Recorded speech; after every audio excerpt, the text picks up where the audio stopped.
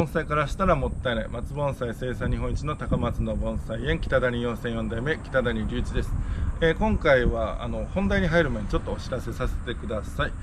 この度無料のメルマガを始めました。で本数はね40本以上あって、それ専用の動画も20本以上撮っています。でYouTube だけではちょっと語り尽くせない、そういう僕の知識ノウハウみたいなのをこうギュッとね、活字の中に詰め込んだ内容になっておりますんで、メールアドレスだけで登録できます。無料で。でそれも詳しく概要欄に貼ってありますんで、そちらから登録してください。無料なんでご安心して、登録してみてください。では今回も本題今から入ります。今回のテーマは目切りね、夏皆さん黒松持ってる方忙しくされると思うんですけども、その切った後どういう経過になってるかという、こういう経過だったら、いい状態ですよというそういうお話も交えながら、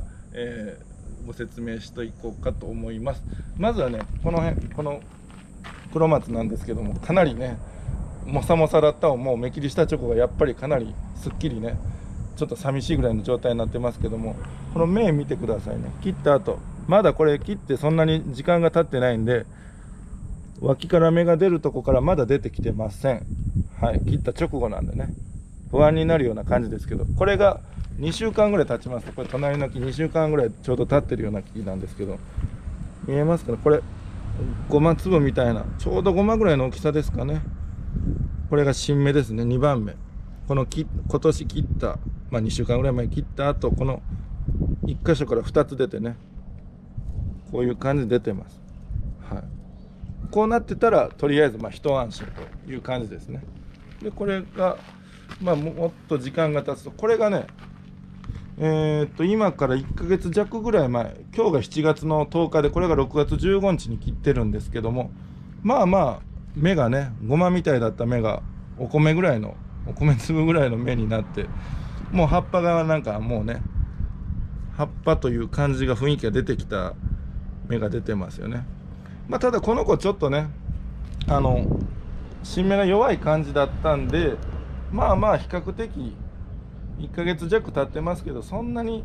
成長してないなと。だからこういう木はちょっと早めに切った方がいいですよみたいな、そういうとこもあるんですけども、ほんでこれぐらい2週間1ヶ月経ったらこうなりますよというのも合わせてね、あとこれ植え替えた時期も一緒で、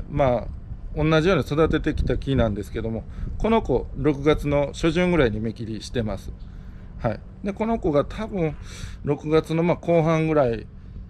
それでも6月20日ぐらいかな。だから2週間3週間ぐらい差があるんですけども、同じような植え替えされてる木で新芽も同じような長さだったんですが、芽切りした後のこれ今2番目がね、この子だいぶ大きくなってますけども、かなりね差がありますよね、こっちの子と比べて。だからその芽切りって2度芽切りとかね、成長の著しい子は後から小さい子を切った後、1週間2週間空けて切ったら、芽の大きさが最終的に揃いますよみたいなお話もあるんですけども、実際こうやってねやっぱり 2,3 週間空けるとこんだけ差があるんで、2度目切りとか3度目切りとかね、やっぱ効果があるのかなという結果がこれからでも分かると思います。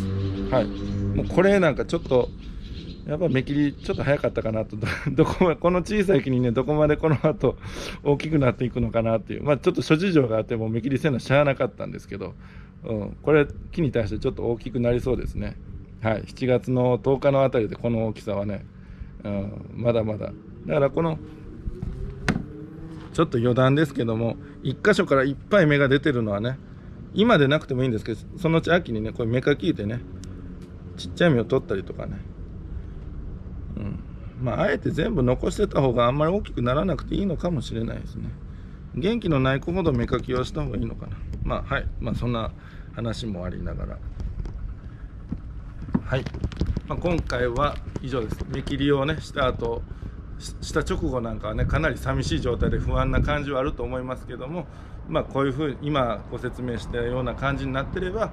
大丈夫と、いうことなんで、今芽切り直後だという、今これ流れてる頃はもう芽切り終わってると思いますけども、